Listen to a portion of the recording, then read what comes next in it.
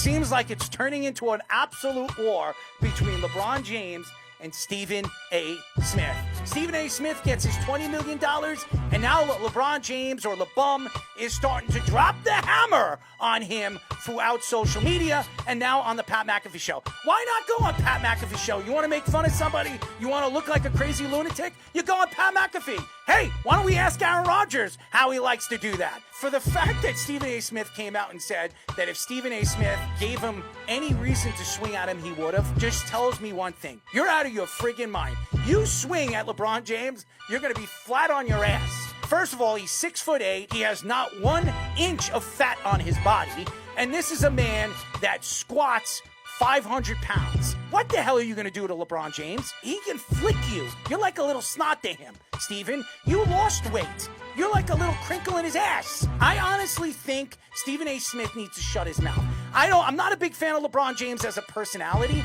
I am a fan of his game. I think he's one of the greatest basketball players I have ever seen. He's not Michael Jordan, and him and his family need to stop it. And he needs to stop it. He is never going to be Michael Jordan. But this story with him and Stephen A. Smith just ended already. Stephen, just end this before it gets worse for you. I'm surprised ESPN didn't go to him and say, stop. LeBron's going on a Pat McAfee show, which, who owns? The ESPN team owns that. And then, what is he on? Stephen A. Smith First Take. Who owns that? ESPN. ESPN likes this, but might not like this because Stephen A. Smith is the highest paid personality right now on their network, making $20 million.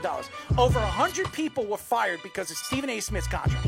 That's what it takes to pay a guy like Stephen A. Smith. Stephen A. Smith needs to zipper his mouth. I should call Beetlejuice. If I say Beetlejuice, Beetlejuice, Beetlejuice, maybe Beetlejuice will put a zipper on his mouth or maybe put a piece of metal on his mouth because the guy doesn't shut the F up. It is so ridiculous. And LeBron James is sitting there. He's a father. Any father would stick up for their son. So you're going to go out there publicly on your show and throw this guy under the bus. Throw Bronny under the bus. And Bronny's gone through so many things. He almost died on a basketball court. And then he makes it to the NBA. His father's trying to help him build a career.